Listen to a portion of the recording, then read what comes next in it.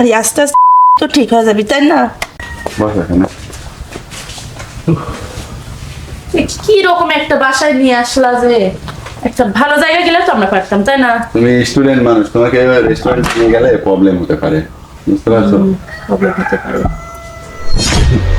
এই বাড়িতে কেউ থাকে না এখন, আমরা দুজনই, এছাড়া কেউ না। থাকতে পারি না, বুঝলি তো। এখন আমরা আর দেরি না করি, চলো আমরা লাইনে চলে যাই আজকে।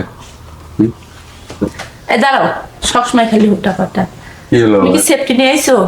সেফটি না তো, সেফটি আনি নাই, সমস্যা নাই, আমি তো তোমাকে বিয়ে করবো না। সমস্যা নেই, আমি তোমাকে বিয়ে করবো, কিন্তু বিয়ের আগে যে তাহলে মানুষ কি বলবে বলো তো? সমস্যা নাই, আমি তো আছি না।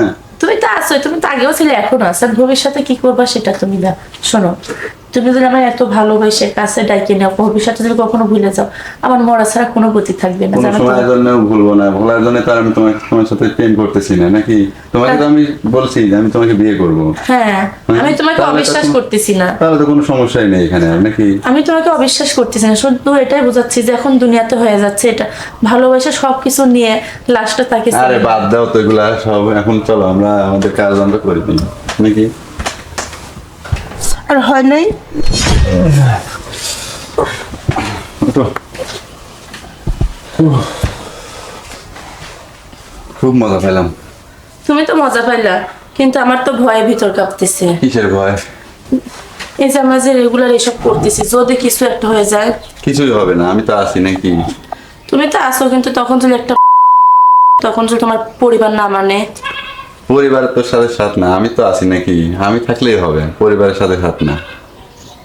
তারপর আমি তোমাকে যেহেতু বলছি বিয়ে করবো, আজ হলেও করবো, কাল হলেও করবো বিয়ে। সত্যি তুমি আমাকে কথা দিচ্ছ, কখনো ভুলে যাবে না? হ্যাঁ, তোমাকে আমি কথা দিলাম, কোনো সময় তোমাকে আমি বলবো না। পরে তো তুমি এই কথা বলবা না? কোনো যে সময় মেয়ে, বলবো না। যে মেয়ে বিয়ের আগে সবকিছু দিয়ে দিতে পারে আমার সঙ্গে, সে তো আরো কারোর সাথে এসব করতে পারে, এটা বলে তো কখনো চলে যাবে না। না, এগুলো বলবো কিসের জন্য? আমি তোমাকে বিশ্বাস করি বিধায় তোমার কাছে আসি নাকি?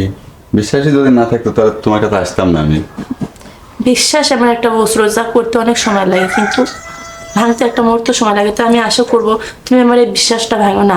আমি যে বিশ্বাস নিয়ে তোমার কাছে আসি। এতদিন যে তোমার সাথে যে কাজটা করেছি, কোনো সময় কি বাদিছে? কোনো সমস্যা হয়েছে? না, আশা করা যায় যে কোনো বাদ দেবে না, সমস্যা হবে। এই তারও এক মিনিট মনে হয়েছে।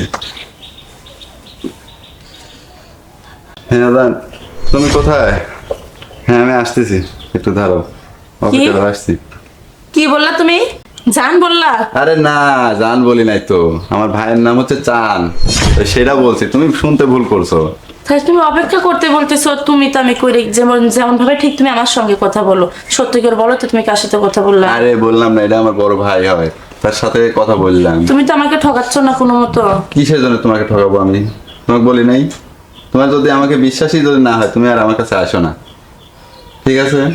এমন ভাবে বলো কিসের জন্য? আমি তো তোমাকে হ্যাঁ, ছাড়া তোমাকে একটা তো আমি মুহূর্ত- বলতেইছি যে তোমাকে আমি কোনো সময়ের জন্য হারাবো না। আচ্ছা তাহলে অত কথা আর না করি, তুমি বাসায় যাও, আমি একটু আসি। কোথায় যাবে তুমি এখন? এই একটু ভাইয়ের সাথে কথা বলে আসি, থাকো, তুমি বাসায় চলে যাও।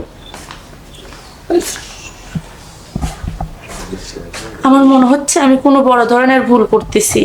ও একবার বলতেছে জান, আবার বলতেছে চান। জানি না ওর মনের মধ্যে কি চলতেছে। আসলে মানুষের মন বোঝা যায় না তো। আমি জানি না ও কি করবে আমার সঙ্গে, কিন্তু এখন তো আমি পুরাতন বিশ্বাসী যে ও আমাকে ঠকাচ্ছে। যাই হোক, বিষয়টা আমার দেখতেই হবে। জো সানের কাছে দেখা করতে গেল না জানের কাছে।